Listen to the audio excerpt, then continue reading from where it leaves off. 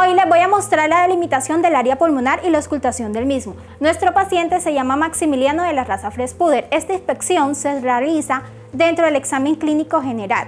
Tenemos que la percusión y la auscultación son uno de los medios que a través se podrán desarrollar un diagnóstico adecuado.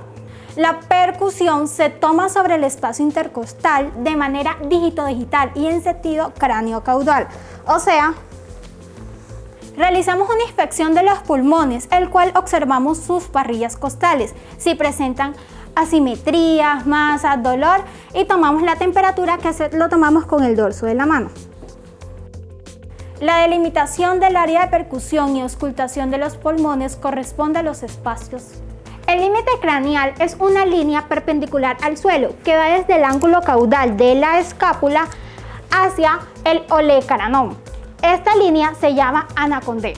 El límite dorsal es una línea paralela al raquis que va desde el ángulo dorso-caudal de la escápula ante la penúltima costilla, que en este caso sería la costilla 11. Entonces contamos 13, 12, 11. Trazada 5 centímetros del plano medio.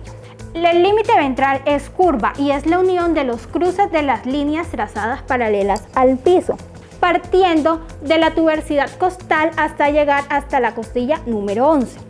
Entonces acá tenemos este punto y tenemos que la isquiática es la costilla número 10. Tenemos que de la articulación escapulohumeral a la octava costilla, esta baja para formar.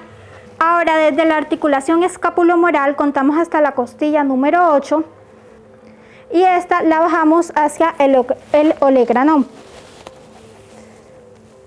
Esta es la zona de auscultación. En la auscultación escuchamos patrones normales con una frecuencia de 25 respiraciones por minuto. Como son órganos pares, tenemos que escuchar ambos lados.